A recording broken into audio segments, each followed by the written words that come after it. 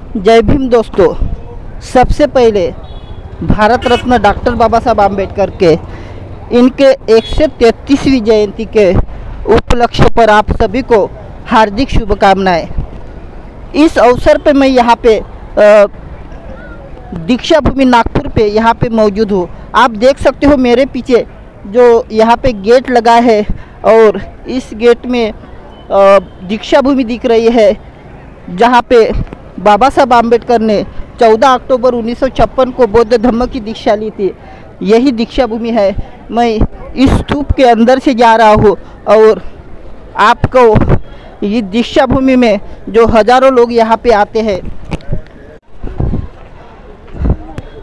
हज़ारों लोग यहाँ पे आते हैं और बाबा साहब आम्बेडकर को अभिवादन करने के लिए आते हैं। यहाँ पे नितिन जी गडकरी यहाँ पे इस दीक्षा भूमि में अभिवादन करने के लिए यहाँ पे आए हैं।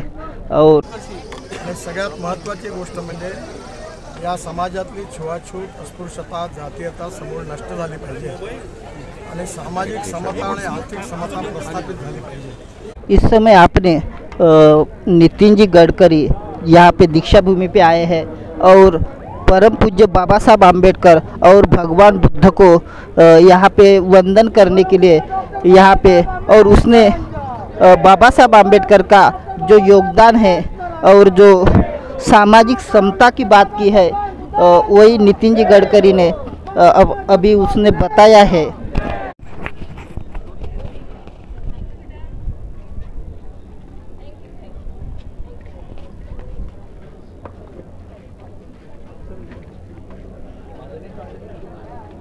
और यहाँ पे बाबा साहब आम्बेडकर का जो अर्धाकृति पुतला है और भगवान बुद्ध का जो शांति मुद्रा में यहाँ पे बैठे हैं, उस भगवान बुद्ध के स्टैचू के पास मैं अभी इस समय पहुँच चुका हूँ।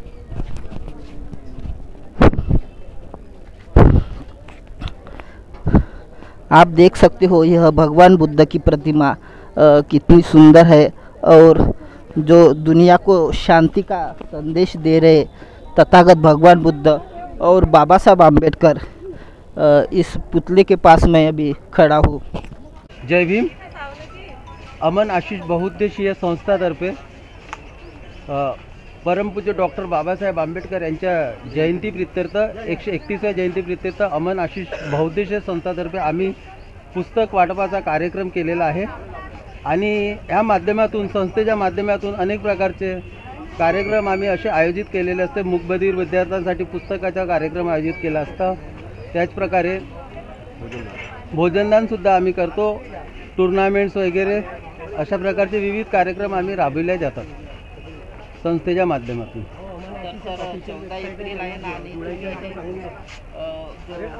बाबासाहेब आंबेडकरचे जे साहित्य वाटप करत आहेत, तर तुम्हाला म्हणजे हे कसं वाटत आहे? हे खूप चांगलं वाटत आहे। खूप चांगले, म्हणजे बाबासाहेबांचे विचार हे प्रत्येक लोकांपर्यंत पोहोचले पाहिजे।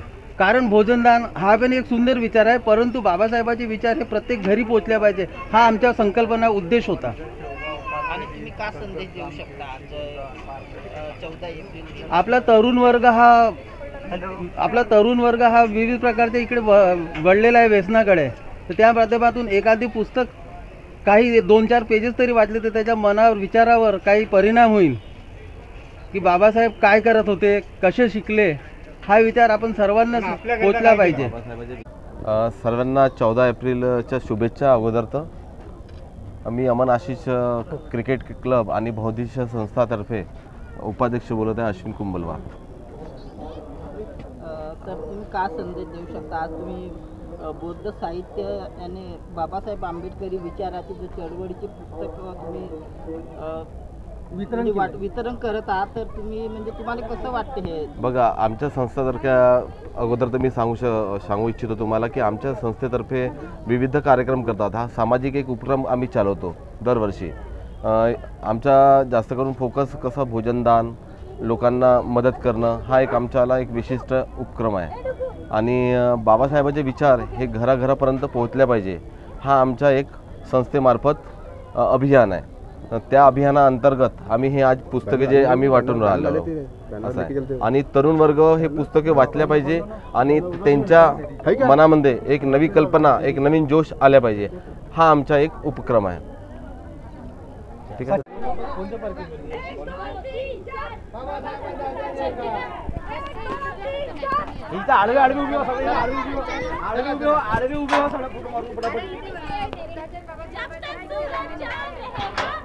अरे आडवे उभी हो ना, आडवे उभी हो पटापट या इकडे सर.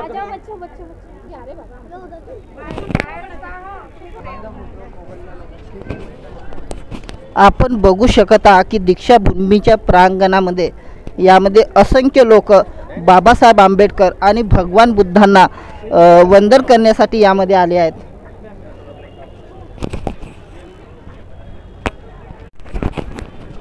तो दोस्तों, फिर एक बार बाबा साहब आम्बेडकर की जयंती के 133वीं जयंती पर आप सभी को हार्दिक शुभकामनाएं. इस वीडियो को ज़्यादा से ज़्यादा शेयर करो और इस चैनल को सब्सक्राइब करना ना भूले. Thank you. जय भीम, जय संविधान.